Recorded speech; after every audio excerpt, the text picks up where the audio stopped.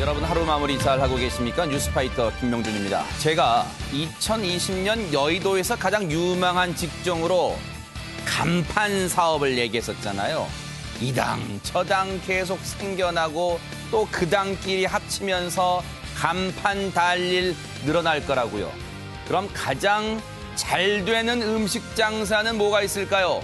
저는 부침개 장사라고 생각합니다. 정치인들 뒤집는 거 너무 좋아하니까요. 성추행 의혹 관련해서요. 정계 은퇴를 선언했던 모 전 의원이 맞겠죠. 얼마나 지났다고 아무 일 없었다는 듯 자기가 출마할 지역을 밝혔습니다. 사과를 팔아도 잘 팔 것 같아요. 왜냐? 여의도엔 사과라는 게 아예 없는 것 같으니까요.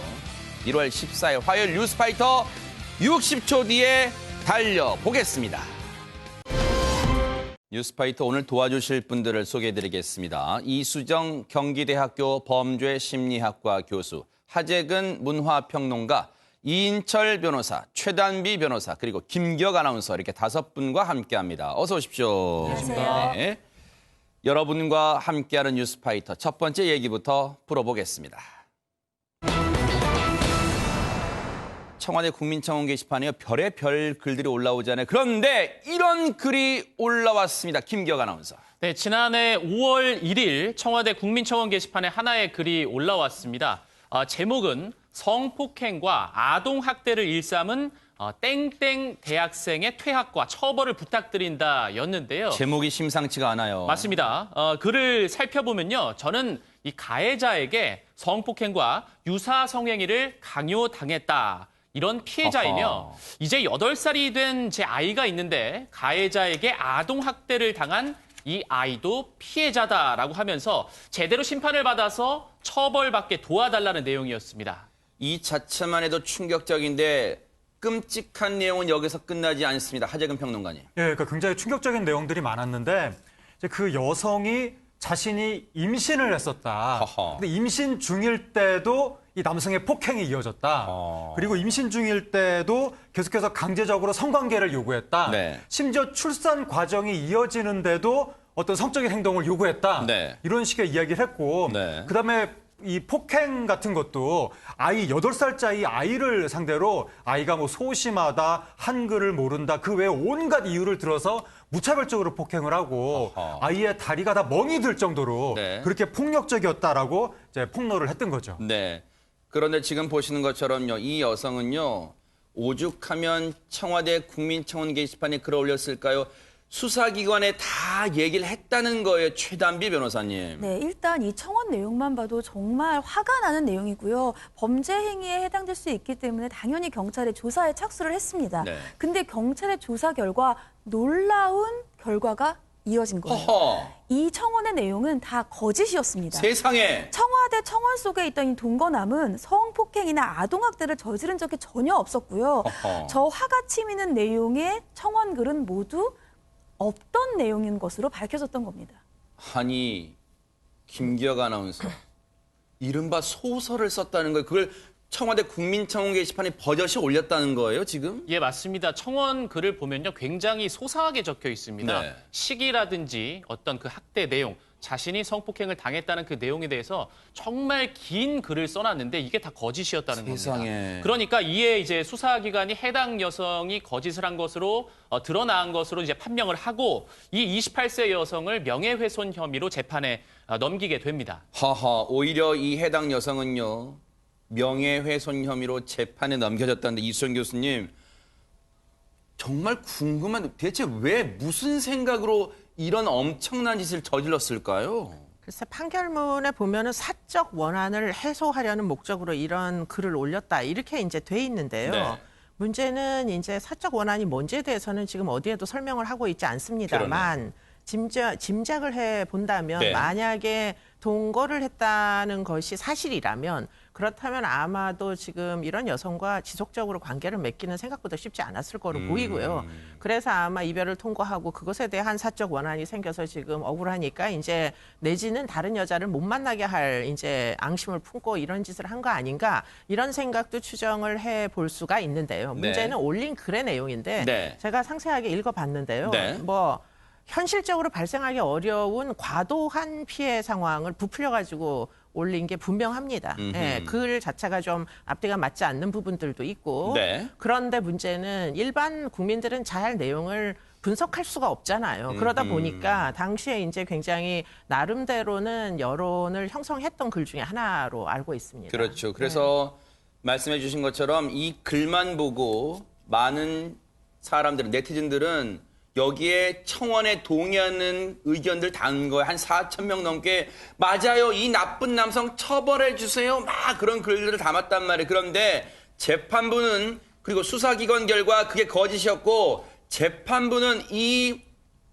엄청난 짓을 저지른 여성에게 어떤 판결을 내렸을까요? 최단미 변호사님. 네, 이 여성이 올린 글은 허위의 사실이기 때문에 허위의 사실로 이 정보통신망에서 한 사람의 명예를 훼손했다. 그래서 정보통신망법상 명예훼손으로 200만 원의 벌금형을 선고했습니다. 이 법원이 200만 원의 벌금형을 선고하면서 양형을 한 이후에 뭐 청와대 국민청원 게시판이라든지 불특정 다수가 이용하는 게시판에 이러한 허위 사실을 올린 것 자체가 자신의 사적 원한을 해소하기 위한 목적이기 때문에 그 범행 수법이라든지 파급력이나 피해자의 피해에 비춰봤을 때 죄질이 상당히 무겁다. 그리고 피해자로부터 용서도 받지 못했기 때문에 벌금 200만 원을 선고한다. 이렇게 밝혔습니다.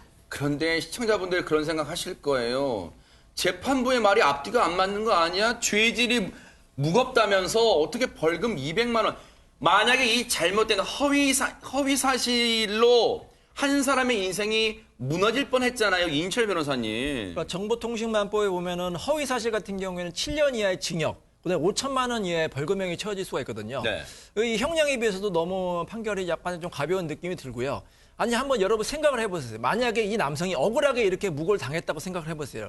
그러면 아마 5년에서 10년 정도 실형이 나올 겁니다. 요즘에 성폭행 같은 게 굉장히 무겁게 처벌하잖아요. 그러니까요, 네. 근데 억울하게 만약에 그렇게 무고를 당했다. 제 생각에는 똑같이 처벌해야 된다고 봅니다. 그럼 억울하게 무고한 여성 같은 경우, 그러네요. 이 남성 같은 경우 우리 사회에서 제대로 살 수 있겠습니까? 네. 얼마나 큰 충격을 받겠어요. 그러니까 사실 이게 형평에 맞아야 되거든요. 네. 앞으로 이런 무고, 명예훼손 같은 경우는 더 큰 범죄예요. 많은 그러니까요. 사람에게 창피를 주니까요. 그래서 네. 정말로 중하게 처벌해야 될 것으로 생각이 됩니다. 사실 그러다 보니까요. 청와대 국민청원 게시판의 장점도 있습니다만 이렇게 검증되지 않은 글들이 올라올 때 속수무책이란 단점도 버젓이 존재합니다. 하재근 평론가님. 예, 그러니까 말씀하신 대로 사전에 검증되지 않은 글들이 올라온다는 게 문제인데 네. 현실적으로 글 게시글 하나하나를 사전 검증할 수는 없는 것이거든요. 그러니까 이거 현실적 어려움이 그렇죠. 있어요. 그래서 네. 네티즌 여러분들이 이런 글들을 볼 때 이게 검증되지 않은 글이다라는 걸 분명히 인지를 하고 너무 거기에 몰입해서 아. 그냥 일방적인 주장일 뿐인데 그걸 사실이라고 단정하고 누군가를 고발하면 그 사람한테 가서 막 공격하고 이러면 안 되는 겁니다. 네. 그러니까 네티즌 여러분들 좀 냉정하게 볼 필요가 있고 네. 그다음에 이게 사전 검증은 안 되지만 사후 검증이 됐잖아요. 그러니까요. 근데 문제가 이 글이 그 국민청원 게시판에 아직도 있다는 거예요. 아하. 그럼 뭐 이 사실관계를 모르는 사람은 뒤늦게 이 글을 보고 또 뒤늦게 분노할 수도 있잖아요. 네. 그걸 사실이라고 믿고. 네. 그러면 안 되는 것이기 때문에 사후 검증이 됐을 때는 허위로 밝혀진 글에 대해서는 삭제를 삭제할 수 있는, 아하. 한다거나 그리고 국민청원 게시판을 통해서 허위로 이렇게 여론을 어지럽히고 남을 공격하려고 피해를 끼치려고 했던 사람에 대해서는 분명하게 엄중한 처벌이 있어야 되겠습니다. 그러네요. 말씀 듣고 보니까 청와대 국민청원 게시판에 대한 시스템 개선도 차제에 한번 고려를 해봐야 될 것 같다 이런 생각도 해.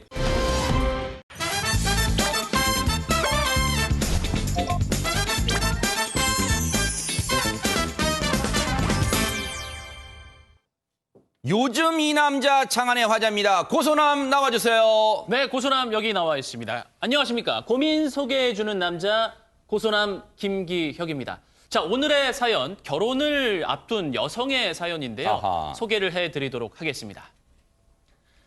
안녕하세요. 결혼 준비하고 있는 예비 신부예요.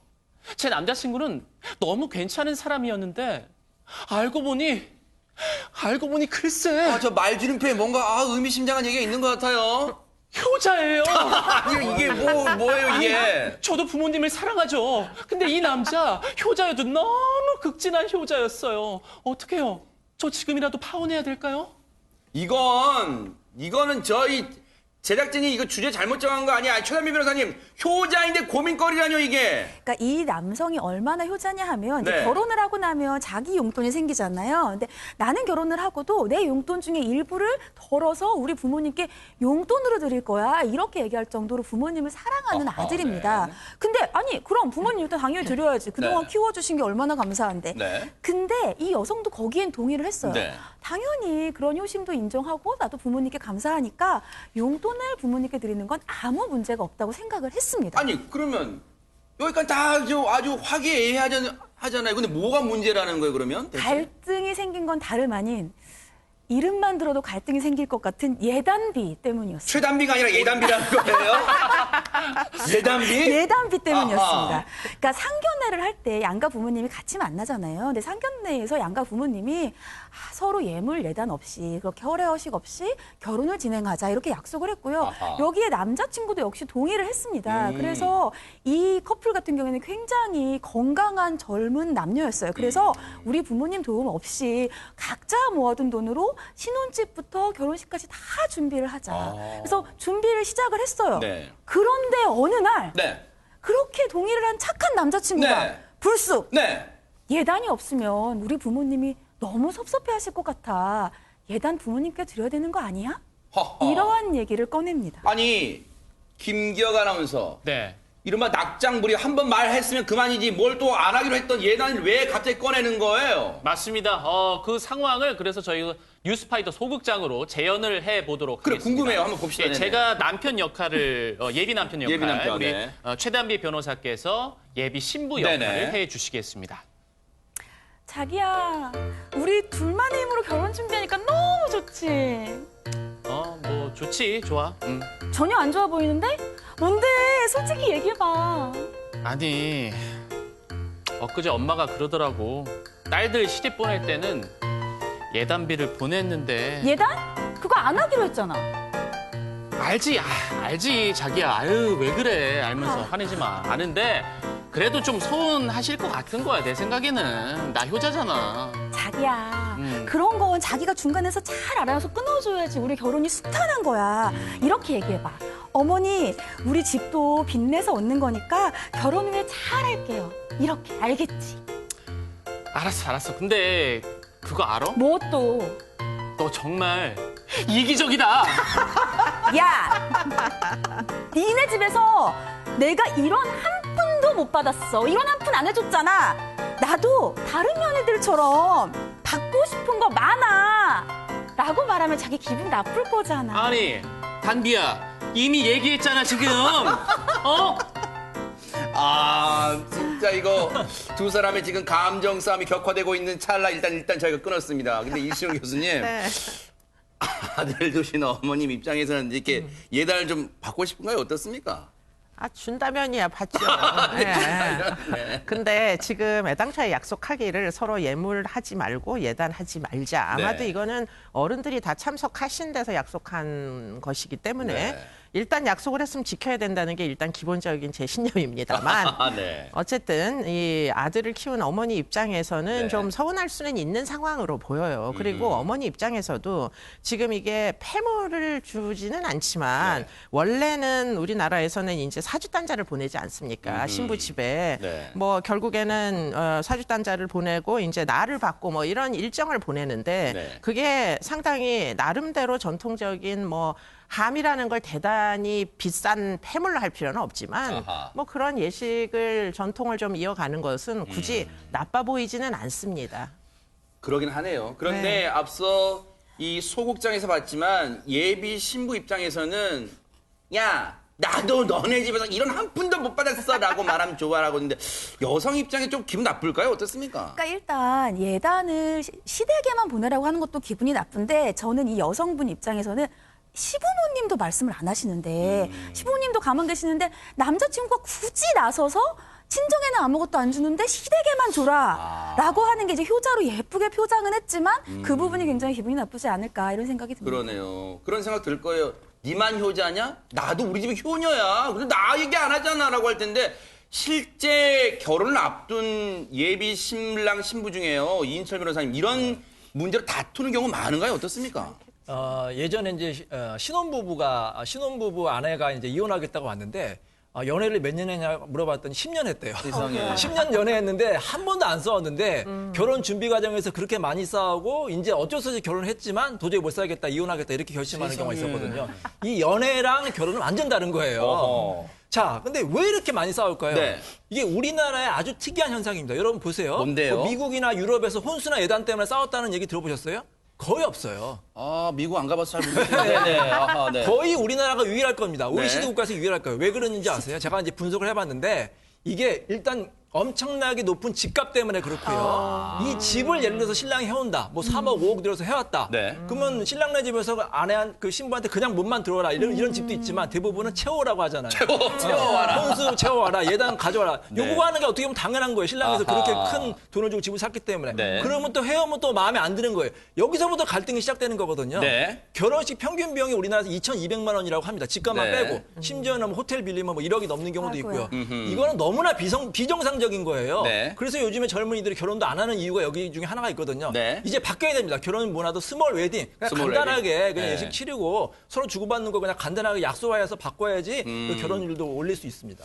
그러니까요. 그런데 혹시 최단비 변호사님 예비 신부가 화가 나는 대목은 이 예비 신랑이 말끝마다 엄마 얘기하는 좀 그런 것도 좀 나쁜 거 아니에요? 그러니까 이제 바보 효자라서 화가 난다. 그러니까 시댁에서 받는 건 나도 일절 없는데 남자친구가 어머니만 생각하는 게 속상하다. 이 얘기가 뭐냐면 지금 양쪽 집에서 도움을 안 받고 둘이서 결혼을 하기로 했잖아요. 네. 그러니까 사실 집도 빚을 내서 사야 되는 상황인데 네. 이 남자친구가 우리가 앞으로 결혼해서 살아가야 되는 것에 대해서는 전혀 관심이 없고 네.